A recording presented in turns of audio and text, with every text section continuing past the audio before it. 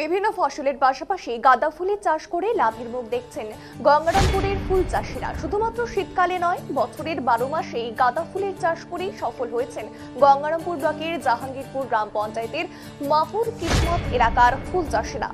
প্রসঙ্গত, দক্ষিণ দিনাজপুর জেলার গঙ্গারামপুর ব্লক মূলত কৃষি প্রধান এলাকা, আর এই এলাকার মানুষজন সারা বছরই চাষাবাদের সাথে যুক্ত থাকে। বিভিন্ন ফসলের পাশাপাশি গঙ্গারামপুর ব্লকের বহু চাষে গাঁদা ফুলের চাষ করে থাকেন বহু চাষিরা, আর এই গাঁদা ফুলের চাষ করে লাভের মুখ দেখছেন চাষিরা।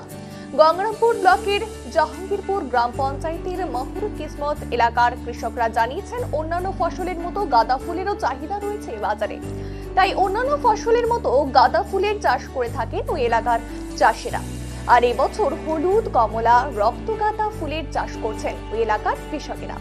প্রতিদিন সকালে ফুল তুলে গঙ্গারামপুরের কিষান মান্ডিতে পাইকারি বাজারে নিয়ে যান। বাজার ভালো থাকলে গাঁদা ফুলের দাম ভালো পাওয়া যায়, চাহিদাও থাকে সারা বছর। এছাড়াও পাইকাররা বাড়ি থেকেও ফুল নিয়ে যান চাষিদের থেকে। এই বিষয়ে এক ফুল চাষি বাদল সরকার কি জানিয়েছেন আমরা শুনবো।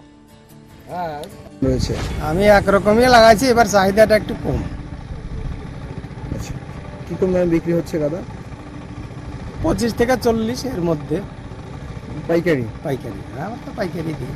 কোথায় কোথায় যাচ্ছে আপনার এই গাদা? আমার গঙ্গারামপুরি, বাইরে না, কিষান মান্ডি যাই, পাইকার ধরা আছে, আসে বাড়িতে নিয়ে যায়। পাইকারও নিয়ে বাড়ি থেকে নিয়ে হ্যাঁ, যায়? নিয়ে যায়। ও ফলন কেমন হয়েছে এবারে? ফলন ভালো আছে। আর ক মাস থাকবে ফুল?